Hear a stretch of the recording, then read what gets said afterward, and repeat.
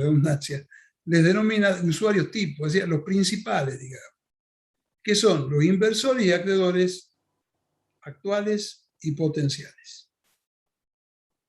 Eso es el objetivo, en definitiva, de la contabilidad. Brindar información útil destinada al usuario, fundamentalmente al usuario que tiene carácter de inversor, que tiene el carácter de acreedor actual, o sea, ya lo es, o tiene intenciones de, en un futuro previsible, convertirse en inversor o acreedor de esa empresa.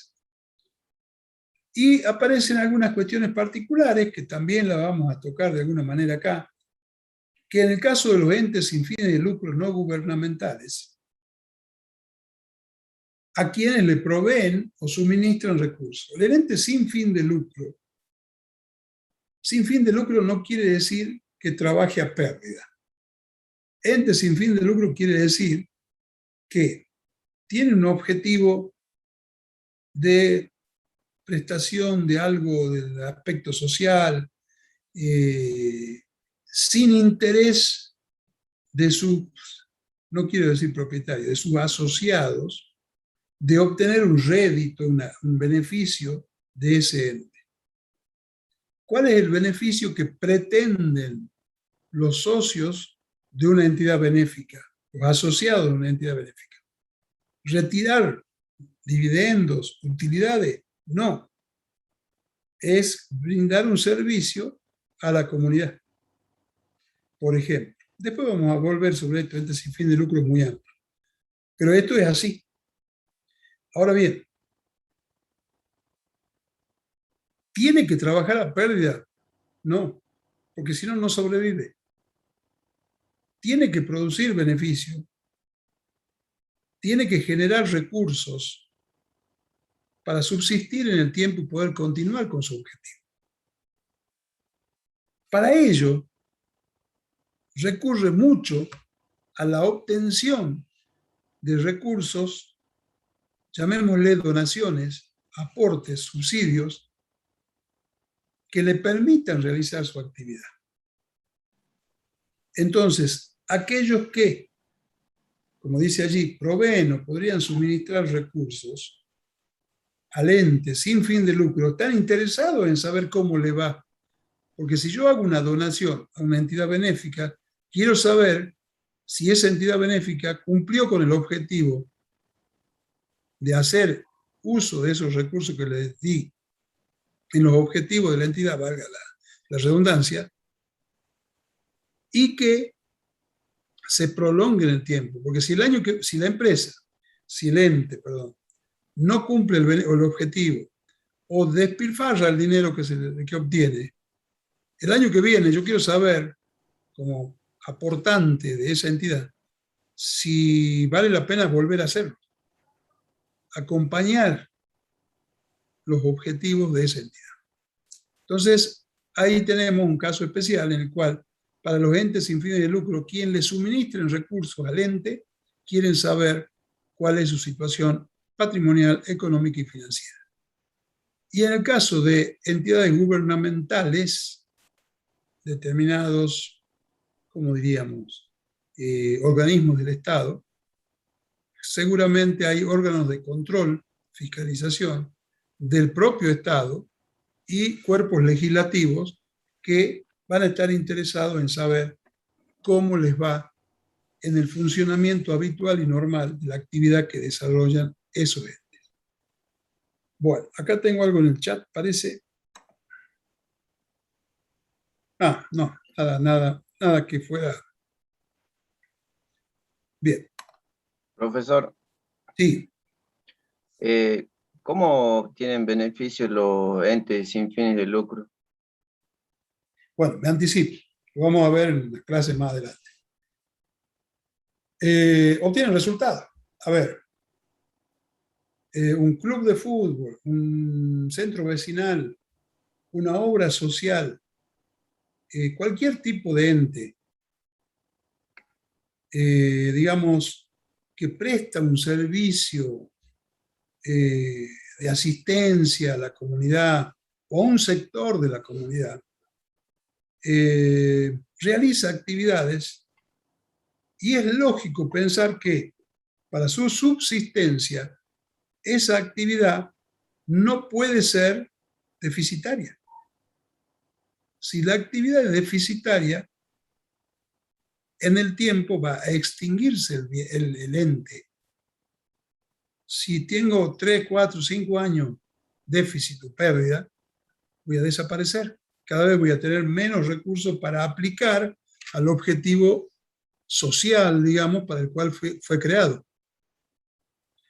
Entonces, para obtener beneficio, cualquier actividad lícita.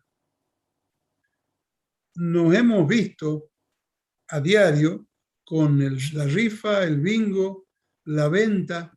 Vamos a un centro vecinal cualquiera y los fines de semana está la feria en donde la gente del centro vecinal prepara cosas para vender y obtener recursos. Un centro de jubilados que en época de frío hacen locro y venden el plato de locro para recaudar fondos. Todo eso es con fin de obtener un beneficio, no para el asociado, sino para la entidad, y que la entidad con esos recursos pueda desarrollar las actividades que le permitan alcanzar el objetivo. ¿Sí? No sé si es claro cómo lo expresé, Enrique. Sí, profesor. Sí, sí, Bien. lo entendí perfectamente. Gracias, Bueno, profe. no, está bien. Me preguntan, por ejemplo, en la organización que formo parte para recaudar fondos, hacemos capacitaciones pagas totalmente, pagas de liderazgo y oratoria, cualquier actividad. La universidad. A ver, yo le hago una pregunta. Una universidad, la Universidad Católica, la tenemos acá cerquita nuestro. Es una universidad que se paga para estudiar allí. Podría crecer y seguir creciendo y fortaleciendo sus actividades si fuese deficitaria. De hecho, no. Y es un ente sin fin de lucro, porque no distribuye sus beneficios a nadie. Eso es lo que hay que entender.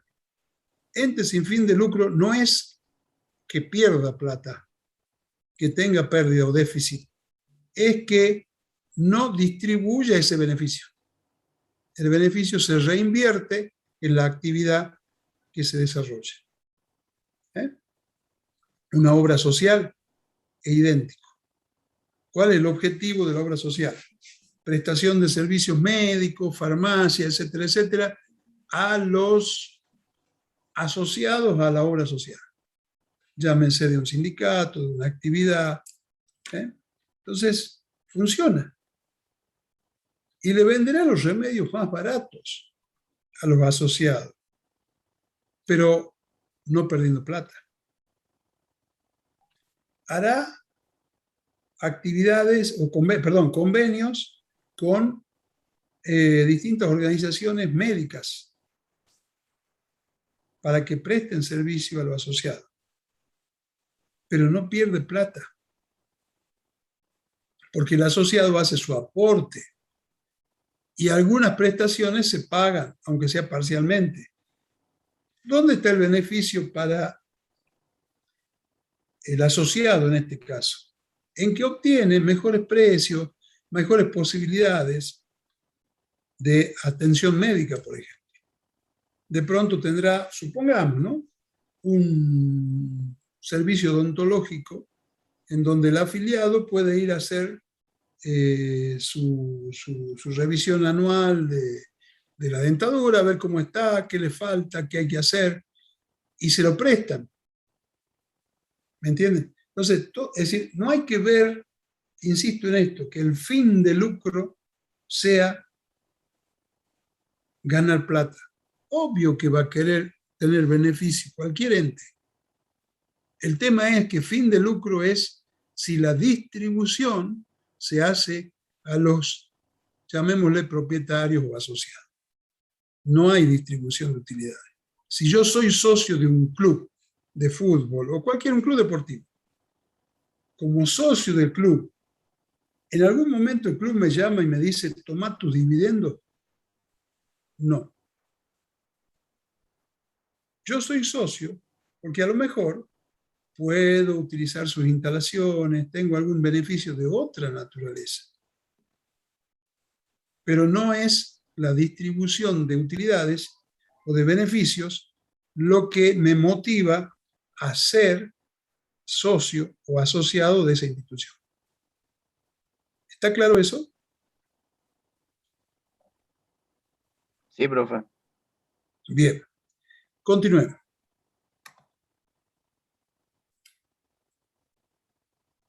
¿Cuál es la información mínima que debe, o básica, que deben brindar los estados contables? Ya dijimos, los estados contables son el medio por el cual un ente comunica información a los usuarios. Información, dijimos, sobre su situación patrimonial, sus resultados y su evolución financiera.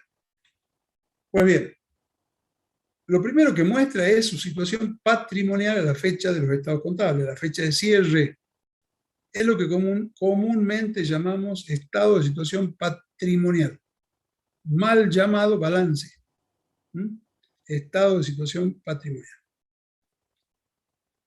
La evolución de ese patrimonio durante el periodo, ¿cuál es el periodo? El año comercial, el año digamos, el periodo de 12 meses en que dividimos la vida del ente para ir midiendo su evolución.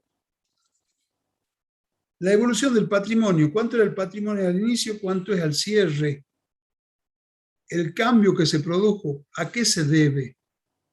Y fundamentalmente mostrar la principal causa de evolución de ese patrimonio, que son los resultados que obtuvo en ese periodo.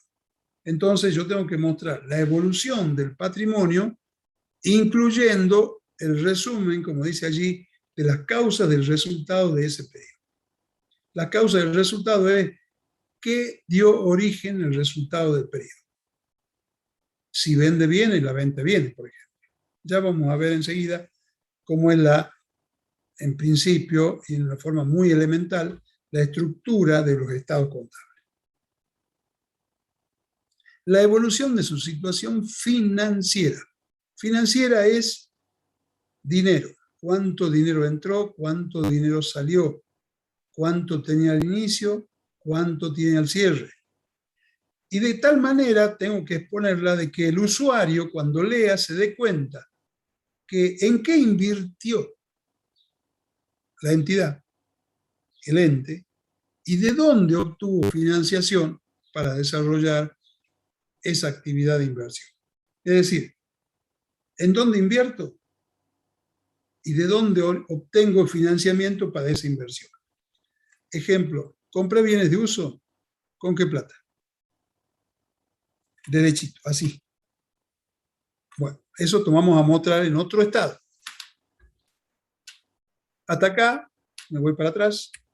Estado de situación patrimonial, estado de evolución, estado de resultados, lo estamos diciendo implícitamente en el 2. Y estado de evolución de la situación financiera. Estado de evolución financiera. Y 4, dice otros hechos que ayuden a evaluar montos, momentos e incertidumbres de los futuros flujos de fondos que los inversores y acreedores reciban del ente por distintos conceptos.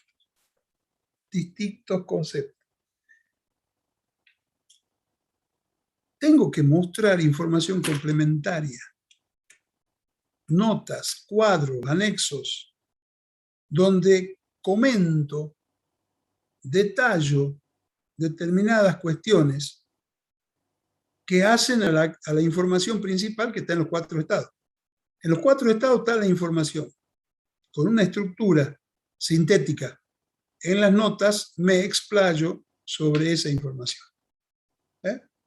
permitiendo de esa manera que los inversores y acreedores, principales usuarios, dijimos, ¿se acuerdan?, reciban información que les permitan ver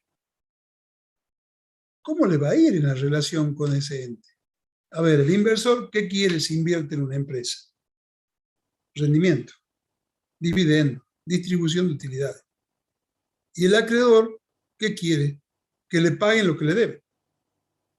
Por eso hay que mostrarles a inversores y los acreedores, los usuarios tipo, cuáles son los flujos de fondos futuros que se pueden recibir, información general que les permita saber qué pueden recibir de ese ente, ya sea como distribución de utilidades, los inversores, como devolución de lo que le deben los acreedores.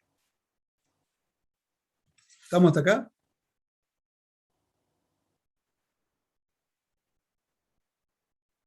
Parece que sí. Bueno, sigamos. Vamos al primer estado. El estado de situación patrimonial. ¿Qué se informa acá? La composición de los tres elementos que lo integran. Activo, pasivo y patrimonio neto a una fecha determinada, que es la fecha de cierre del ejercicio económico, fecha de los estados contables. Ustedes saben, lo dije recién, que la vida de un ente se divide en el tiempo en un periodo de 12 meses. En ese periodo de 12 meses hago un corte y muestro como situación patrimonial cuál es su activo, cuál es su pasivo y cuál es el patrimonio neto a esa fecha, a la de cierre de ejercicio. La estructura del Estado tiene un formato más o menos de esta naturaleza. Por un lado, el activo, que bien lo podemos decir que es la inversión con la que cuenta el ente para desarrollar su actividad. Su pasivo y su patrimonio neto. Activo igual a pasivo más patrimonio neto, ecuación básica, ¿recuerdan? Bueno, pasivo y patrimonio neto son las fuentes de financiación del activo. Si yo tengo un activo compuesto por lo que sea, todos sus elementos, para tener ese activo necesité que los propietarios hagan un aporte de cualquier naturaleza, ya vamos a ver cuáles cuando lleguemos a su momento, que lo definimos como el patrimonio neto. O necesito recurrir a financiación de terceros a los que le debo plata. Eso es pasivo. Entonces, la estructura básica del estado de situación patrimonial es, por un lado, el activo o inversión, por otro lado, los recursos. ¿De dónde obtuvo la financiación? Pasivo y patrimonio neto. En cambio, el estado de evolución del patrimonio neto se refiere solamente al patrimonio neto, un elemento de los tres anteriores. ¿Y qué muestro ahí? ¿Cuál era mi patrimonio neto de inicio? ¿Cuál es mi patrimonio neto de cierre? Y como seguramente hay cambios, ¿cuáles son las causas de los cambios? Ya sea que sea cualitativo o cuantitativo esos cambios, en los distintos rubros que integran el patrimonio neto. Ustedes han visto en Contabilidad 2 que el patrimonio neto tiene aporte de los propietarios con distintas variantes de aporte, resultados acumulados con variantes de resultados. Perfecto. Acá vamos a ver, está bien, cómo se compone cada uno de ellos, pero por qué cambió desde el inicio de un periodo al cierre del mismo, de cada uno de esos componentes, los aportes o los resultados acumulados. Esta es la estructura básica del estado de evolución del patrimonio neto. Como primer título, rubros componentes. ¿Qué rubros tiene? Capital, ajuste de capital, aporte irrevocable, prima de emisión, etc. O resultados acumulados, bueno, los resultados no asignados, resultado del periodo, si hubiera resultado diferido también. Bueno, ¿cómo se compone inicialmente? Son los saldos iniciales de esos elementos. Y a continuación y hacia abajo, ¿cuáles son los cambios que en cada uno de esos elementos se produjo? Ya sean cambios cualitativos, yo diría cambios internos dentro del patrimonio neto y que no alteran la cuantía del total del patrimonio neto, ¿Y cuáles son los cambios cuantitativos que sí modifican el quantum, la cantidad, el valor de ese patrimonio neto? Entonces, composición inicial arriba. Abajo, ¿qué ponemos? Los cambios, la evolución. La composición inicial, más menos los cambios, me da la composición final. Entonces, saldos iniciales de todos los rubros, más los cambios, me da la composición final de cada elemento o rubro del Estado y del total del Estado. ¿Estamos bien hasta acá? Sí, profe. Bueno. El estado del resultado. Cuando veíamos que había que mostrar la evolución patrimonial, decíamos que también tiene que incluir un resumen de las causas del resultado del periodo. Entonces, ¿qué es un resultado? Fíjense, lo dice acá. El resultado de un periodo es la variación patrimonial, hay un cambio del patrimonio, que no se origina o no atribuible a transacciones con los propietarios. Es decir, que no son nuevos aportes de los propietarios o retiro de los propietarios. Y resultan de la interacción del flujo de ingresos, gastos, ganancias y pérdidas. O sea, el resultado es una variación patrimonial que por exclusión no tiene nada que ver con los propietarios en cuanto a aporte o retiro de ellos, y que se origina porque en la actividad que desarrolla el ente se generan ingresos, gastos, ganancias o pérdidas. Conceptos de ingreso, gasto, ganancias o pérdidas que ya vimos en contabilidad 2. ¿Cómo expongo el resultado? Fíjense, esta es una estructura, estoy presentando la estructura. Justo este tema me toca volver a darlo a mí en 2 o 3 clases más. 3 clases más. Así que ahí vamos a profundizar, vamos a arrancar de esta estructura y vamos a meternos en el estado, a analizar cada uno de esos componentes. En primer lugar dice, el resultado puede originarse en, convengamos en algo, en actividades que desarrolla el ente. Esas actividades pueden ser actividades que el ente continuará en el futuro. En el ejercicio que estoy cerrando, en el periodo en que estoy cerrando el ejercicio y presentando los estados contables, la empresa desarrolló determinadas actividades. Bien, puede ser que esas actividades continúen hacia el futuro.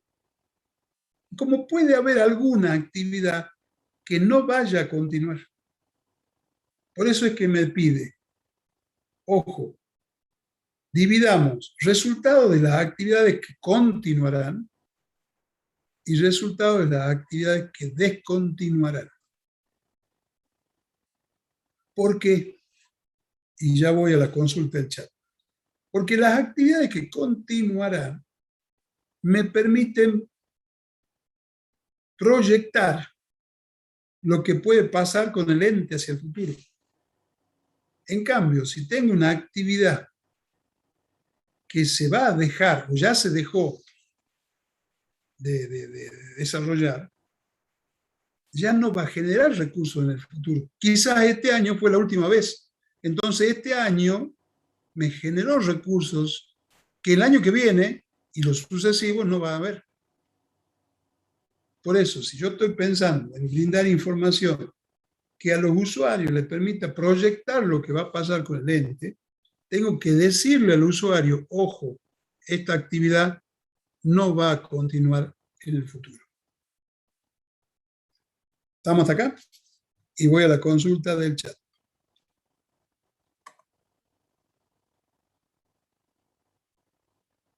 Ya, la bibliografía. Bien, ya la van a tener en la bibliografía. Nosotros, a ver, en la plataforma les vamos a presentar lo que nosotros llamamos, por una cuestión, digamos, técnica de la carrera, contenidos programáticos, los programas.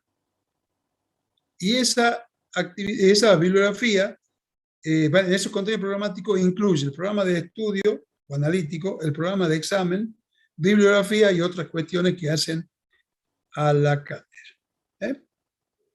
Bueno, ejemplo de actividades en descontinuación. Yo siempre doy este mismo ejemplo, lo iba a dar seguramente me iba a acordar de este ejemplo cuando dé estado el resultado, pero lo anticipamos. Una farmacia.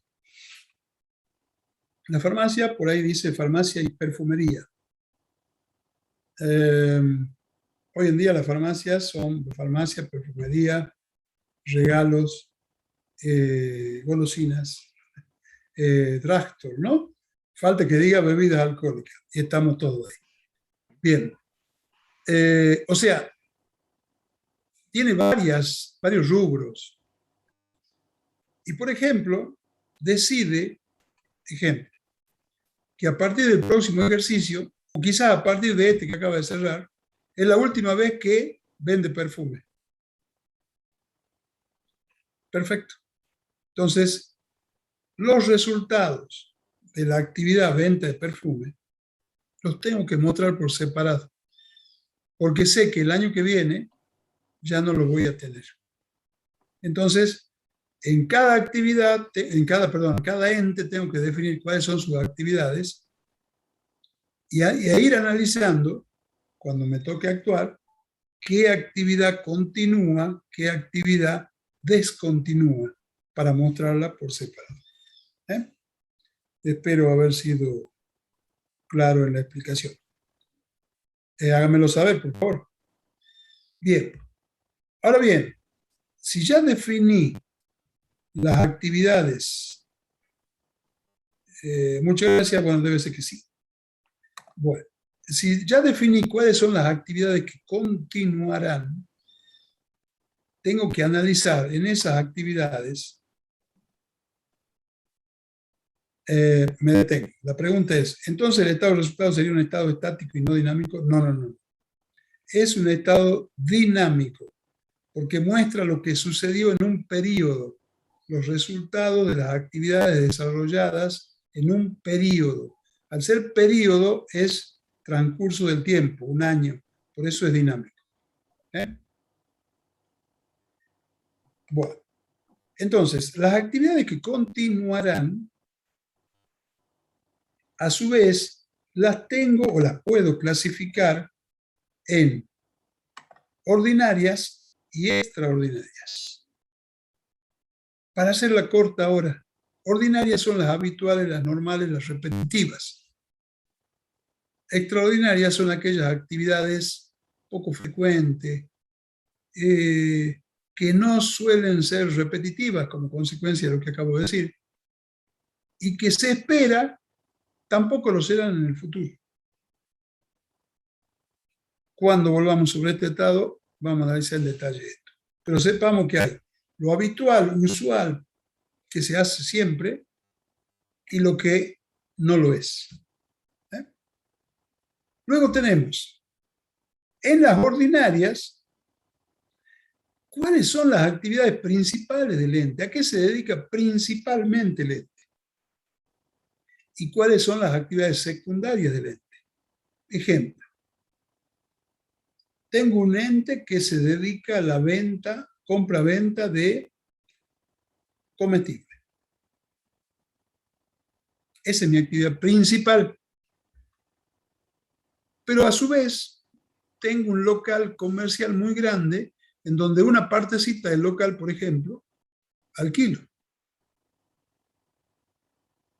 O tengo oficinas que no estoy ocupando y las alquilo. Eso sería actividad secundaria. Mi actividad para la que fue creado el ente, por ejemplo, sociedad, es compra-venta de bienes comestibles. Y la actividad secundaria, bueno, como se dio la oportunidad, alquilo. No es lo principal. ¿Hasta acá estamos?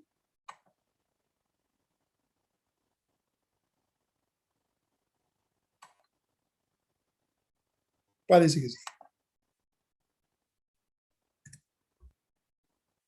Acá un avance de cómo es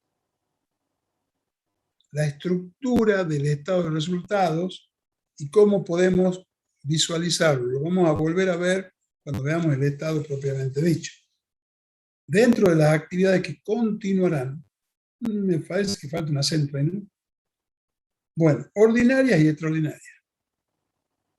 La actividad principal, la actividad secundaria, ya lo dijimos. Fíjense en la actividad principal. Las ventas, el costo de venta, resultados por tenencia de los bienes de cambio, ya vemos cuál es el caso, los gastos operativos, inversiones permanentes en otras sociedades. Eso sería lo principal. Y actividades secundarias, lo que por residuo definimos como otros ingresos y otros egresos. Vamos a volver sobre esto. Estamos presentando la estructura, la forma vacía, hueca, de lo que es el Estado. Donde aparece, por ejemplo, los resultados financieros y por tenencia, como un elemento importante y que se muestra por separado. Y aparece el impuesto a las ganancias, que en el cuadro anterior ya estaba, cuando decíamos actividades ordinarias netas del impuesto a las ganancias, extraordinarias netas del impuesto a las ganancias. Bueno, el impuesto a las ganancias tiene un impacto, una influencia importante en la determinación del resultado. Y por otro lado, por separado, lo extraordinario. Actividades que continuarán de naturaleza ordinaria o extraordinaria. Hasta ahí lo que sería un avance del estado del resultado. Y acá aparece un estado de flujo de efectivo, de evolución financiera, le llamamos también, en donde, por un lado, rompemos el molde. ¿Qué quiero decir? La contabilidad la venimos desarrollando en su registración contable, mejor dicho, con el método de los devengados. Y armamos el estado de situación patrimonial, de evolución y los resultados en función de esa forma de reconocer el resultado. Las variaciones patrimoniales se reconocen cuando se devengan. Perfecto. En este estado vamos a trabajar por el percibido. O sea, abandonamos el devengado y aplicamos para determinar esta información lo que llamamos percibido. Dice, las operaciones de inversión y financiación que realiza la empresa dentro del ejercicio constituyen una herramienta útil para la evaluación de la situación financiera actual y la proyección de los mismos. Me interesa saber cuál es la situación financiera actual. ¿Cómo? A ver, ¿qué recursos financieros tiene? Digamos, así al pasar y sin fijarnos muy mucho en lo que estoy diciendo, después vamos a profundizar.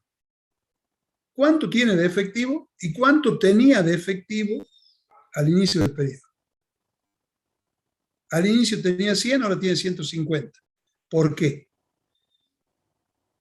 ¿Qué pasó que cambió de 100 a 150 el efectivo? Seguramente hubo entrada y salida de fondo, de dinero, que explican por qué pasó de 100 a 150. Eso vamos a informar acá. Y la forma de hacerlo es esta.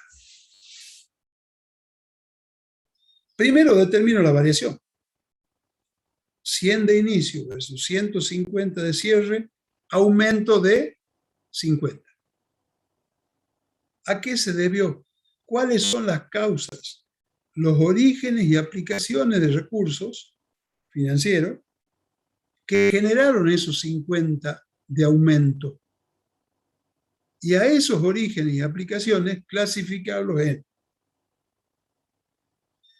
actividades operativas, actividades de inversión, actividades de financiación y los resultados financieros que se generen,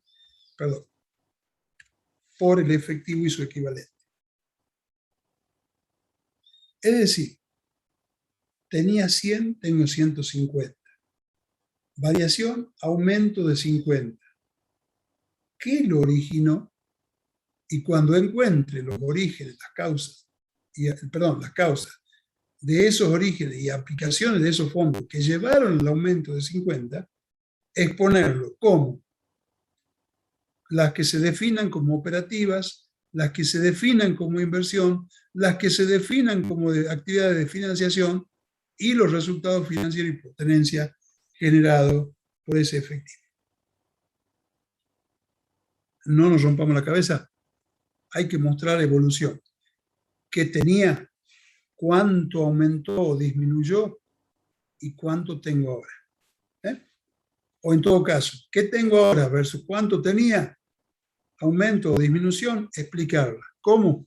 De esta manera, clasificando las causas en actividades operativas y en actividades de inversión o de financiación. Ahora sí, ¿estamos hasta acá?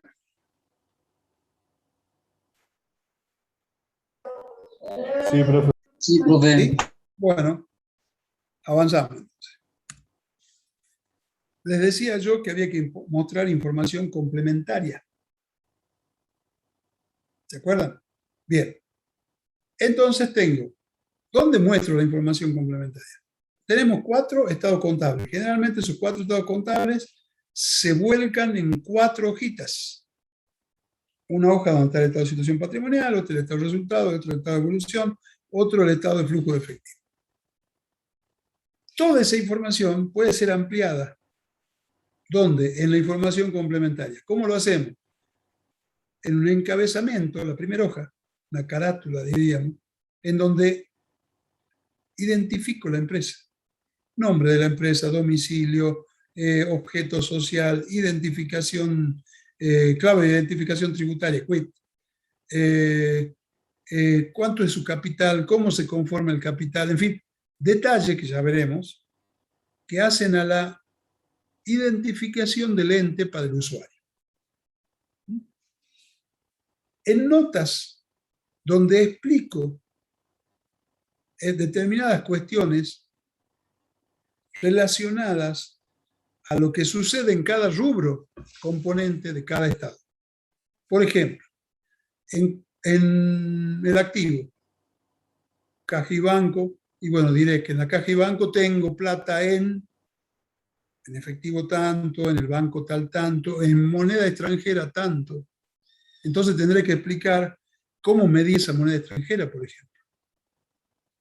O tengo bienes de cambio. ¿Qué tipo de bienes de cambio tengo? Mercadería de reventa. Bien, ¿y cómo la mediste? ¿Cuánto es el valor de la mercadería que tenés? ¿Y cuál es el criterio de medición que aplicaste? Eso en notas. O sea que en notas tenemos, por un lado, la composición de cada rubro, por otro lado, la medición de cada rubro, el criterio utilizado, y también podemos agregar otros aspectos que sean de interés o de necesarios, digamos así, para que los usuarios tomen conocimiento y puedan tomar decisiones razonables respecto del ente. Y los anexos. Los anexos son generalmente cuadros en donde se muestra composición, evolución de determinados rubros y de las partidas que integran ese rubro. Por ejemplo, bienes de uso. Bienes de uso es un anexo clásico, donde muestro que uno dice, tengo bienes de uso por 100. Esos bienes de uso están compuestos por rodado, instalaciones, etc. Ah, perfecto.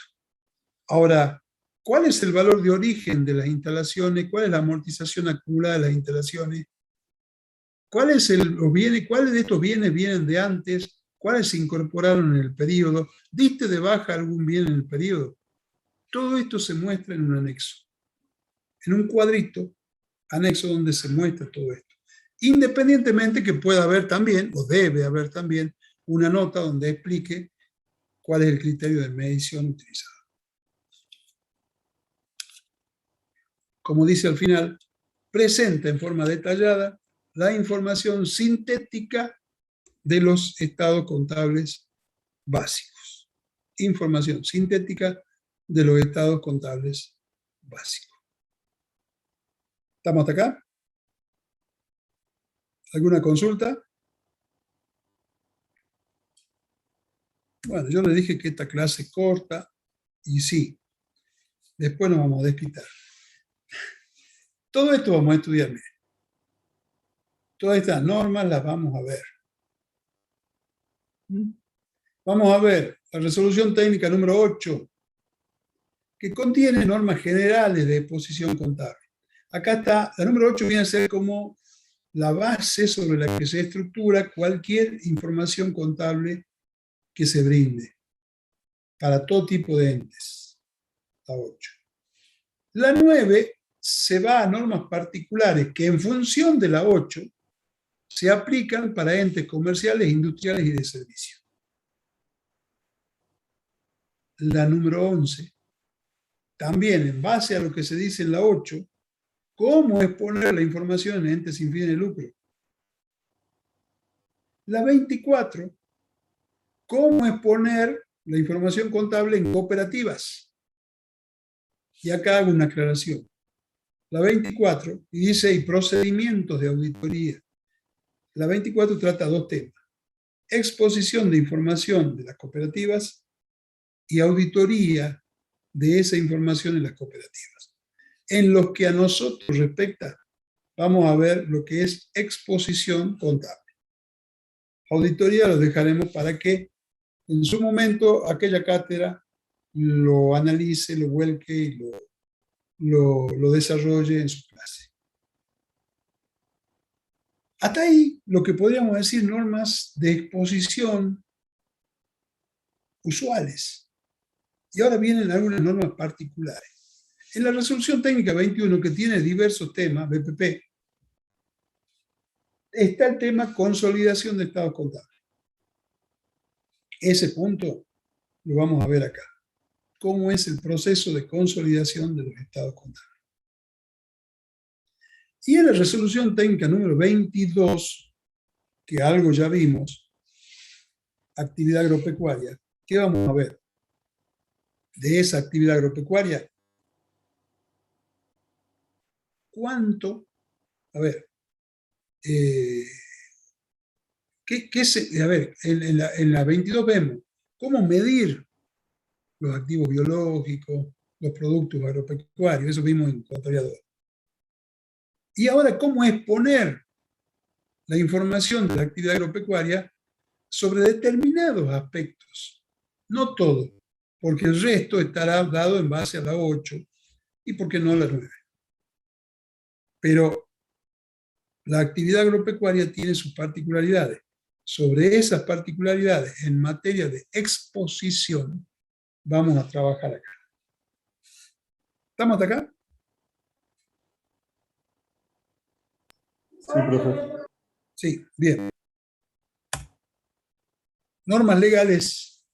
Vamos a estudiar las leyes. Vamos a tocarla de pasada. La Ley General de Sociedades, número 19.550,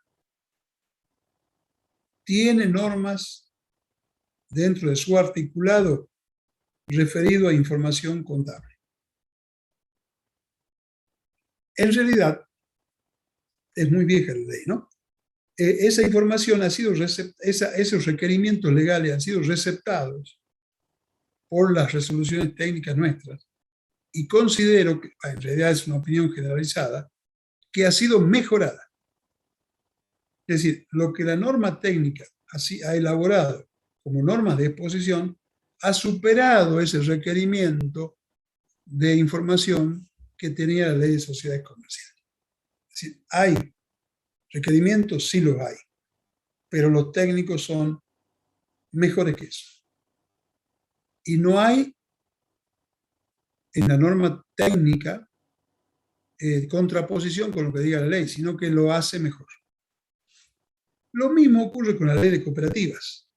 Dadas las particularidades que vamos a analizar en su momento con estas instituciones, es muy posible que haya, no es muy posible, es cierto, mejor dicho, que haya normas específicas de cómo exponer la información en los entes cooperativos. Y es muy posible que esas disposiciones estén reflejadas en las normas técnicas. ¿Por qué les digo esto? Y paso un aviso, no quiere decir que nada más que esto. Mi experiencia tengo la particular experiencia y gratificante experiencia de formar parte de Cencia. Cencia es el consejo emisor de normas contables.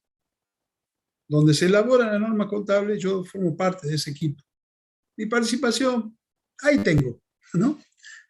No soy el dueño de la RT para nada, ¿no?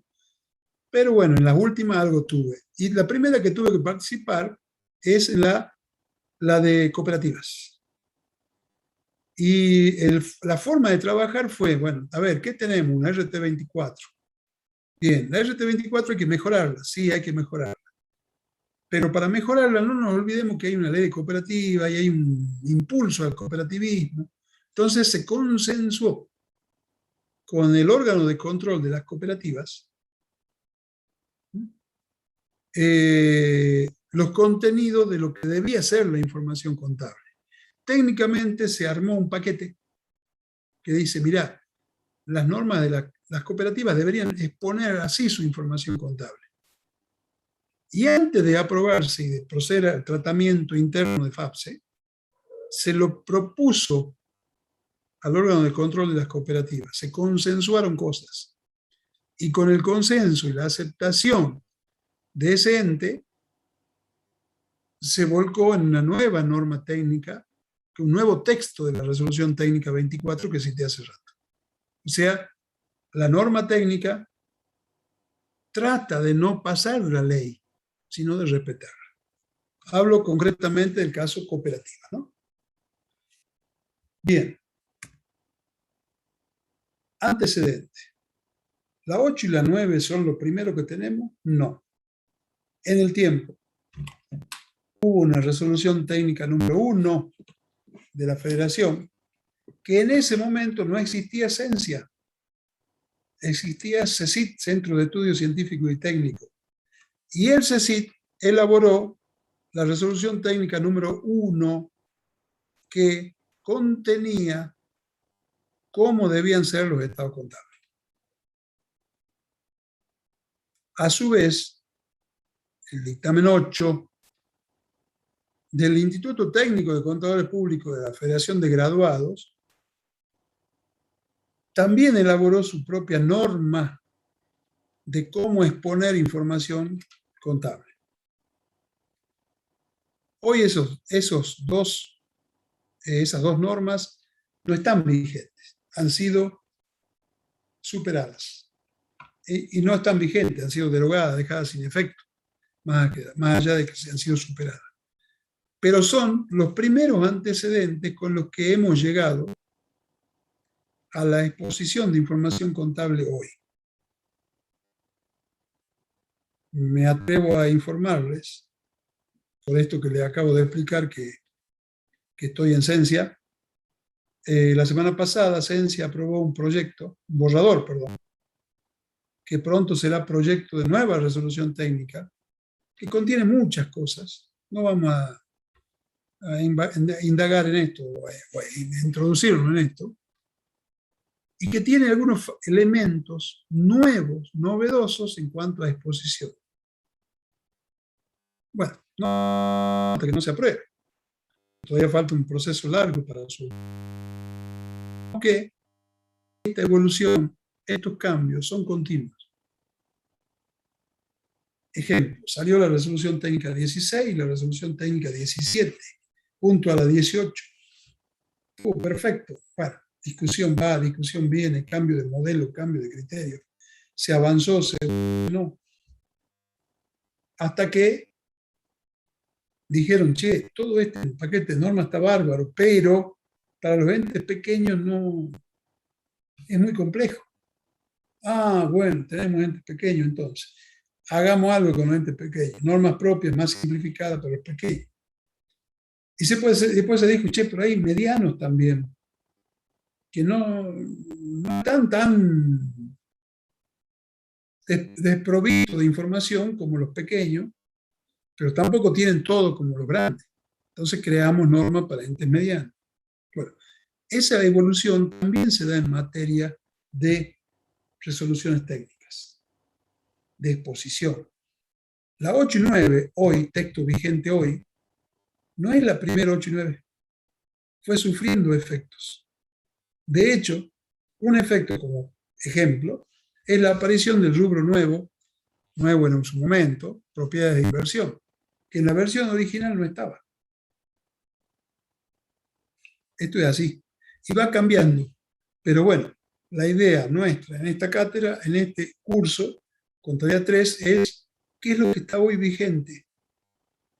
Tratar de dejarlo el conocimiento lo más sólido posible en ustedes para que cualquier cambio que haya sobre esto sea rápidamente entendido, comprendido hacia el futuro. Como cualquier cosa. Tengo una ley, yo estudié un código civil y de pronto me unificaron código y no sé qué, y bueno, todavía no terminé de entender algunas cosas, pero tampoco es que me las sé todas, pero sé que hay cambios e identifico de qué se tratan los cambios. Y si recuerdo cómo estudié yo ahora, me daré cuenta en qué cambió. Y si estudio un poquito, voy a saber por qué y para qué. Bueno, hasta acá la primera clase, cortita, para no volverlos locos el primer día, 19:14. Hasta acá llegamos, pero yo espero si me hacen algún comentario o consulta y después cerramos la clase. Profe, la bibliografía. La bibliografía, creo que lo dije hace rato, ya la vamos a compartir, la vamos a subir en la plataforma. Ahí va a estar los contenidos programáticos, va a ser los programas analíticos y programas de examen, y la bibliografía necesaria para estudiar. Nosotros nos basamos en libros que están en la biblioteca.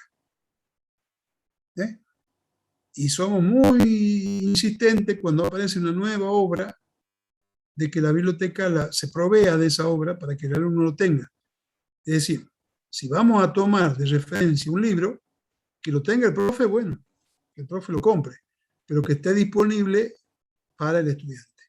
En la medida que hubiere libros digitales, los vamos a poner nosotros a disposición de ustedes, pero no hemos encontrado en esta materia, o respecto de esta materia, ningún libro digital todavía. No vamos a poner escaneado nada, porque eso es un problema de legalidad.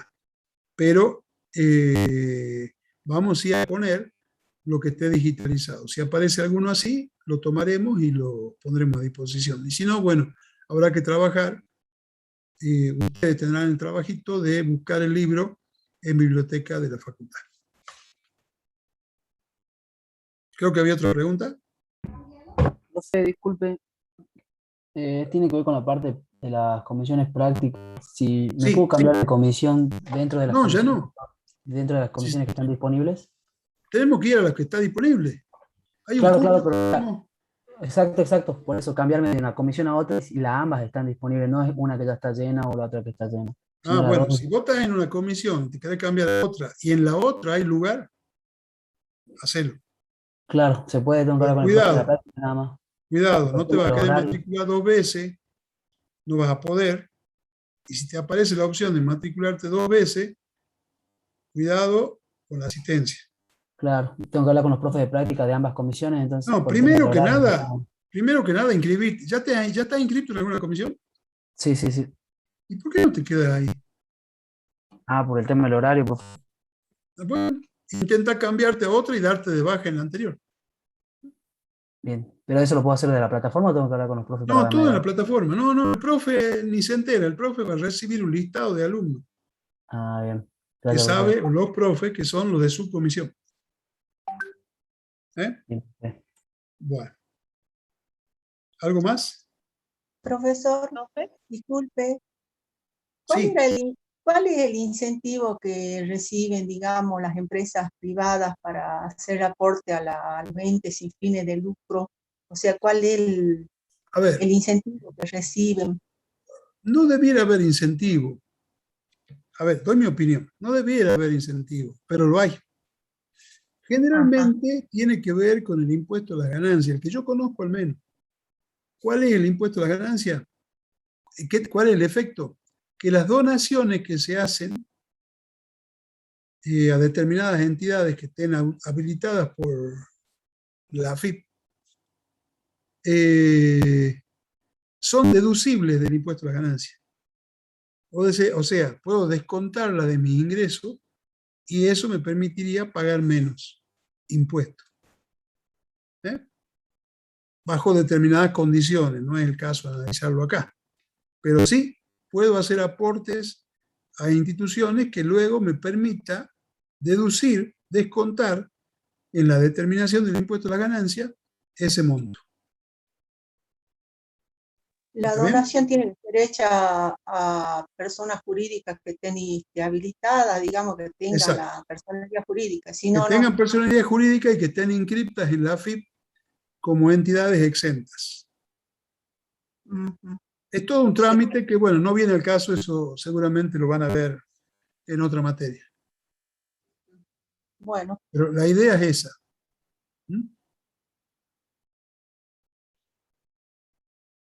¿Algo más?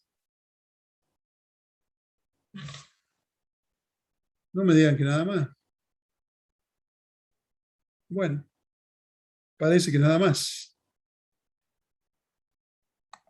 Profesor, después que no va a repetir lo de los resultados extraordinarios y resultados ordinarios. Sí, sí. Hoy presentamos los 4 estados y todo lo que es información. Nosotros, esta es la primera clase, un pantallazo. Yo pasé por 6 o 7 de las 9 bolillas. Pero no significa que esto es todo. Hay que profundizarlo y bastante. De hecho, lo vamos a hacer y seguramente ustedes van a tener ¿cómo decirlo? La posibilidad de interactuar con nosotros en todo lo que hace, digamos, al cursado de la materia. Lo que yo expliqué hoy, expliqué en la bolilla 1, que en la bolilla 2 vamos a ver esta situación patrimonial, que en la 3 el resultado, evolución, no sé cuál es, que en la 4 vamos a ver el otro estado, que en la 5 vamos a ver el flujo de efectivo, que después vamos a ir a ver qué son los entes sin fin de lucro, la problemática de esos entes. Después vamos a pasar por cooperativas, vamos a ver qué pasa. Ojo que cuando entremos a determinadas cuestiones de consolidación y también vamos a ver agropecuaria. Pero no dije más que eso. Tenemos, si no me equivoco, 14 clases más hasta fin de año, algo así. No, más, 20 clases creo, en donde vamos a desarrollar lo que hoy intenté explicar que existe, lo vamos a desarrollar en esa clase. Un montón, profesor, en resumen, ¿no? ¿Cómo? Digo que es un montón en resumen, digo. Tranquilo. Todas las materias son... Ya me estoy explicando, profesor. El primer día todas las materias son un montón. Y el último día el montón ya pasó. No se preocupen. Disfruten. No se hagan problema. Bueno, si no hay más nada... Sí. ¿Cómo sé qué días tengo las prácticas? Porque yo sé los horarios, pero no qué día. Por ejemplo, la comisión 4 tiene... Todas las clases teóricas y prácticas son martes y jueves. Ah, o sea que hoy de 20 a 22 sería la práctica. Veo que no está informada. Dije que las prácticas comienzan el jueves. Ah, sí, eso estaba confundida porque ahí salía martes 9 del 9. No, es que está mal el martes. Claro, entonces el jueves 9 sería así. El jueves 9, exactamente. Bueno, eso, gracias. Pero recuerden, todas las comisiones, inclusive la teórica, martes y jueves, en los horarios que ustedes ya conocen. La teoría tiene un horario único.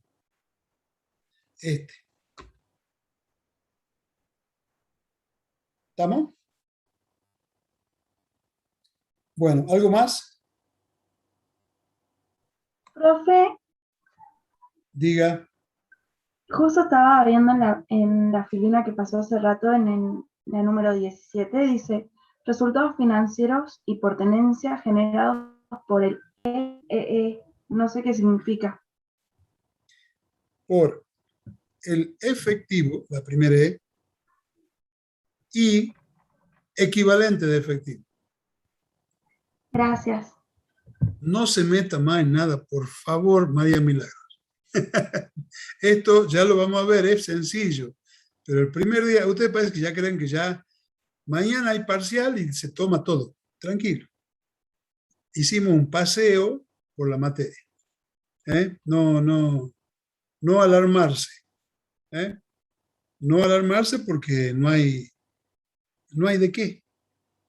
Vamos tranquilos. ¿Sí? ¿Alguna pregunta más?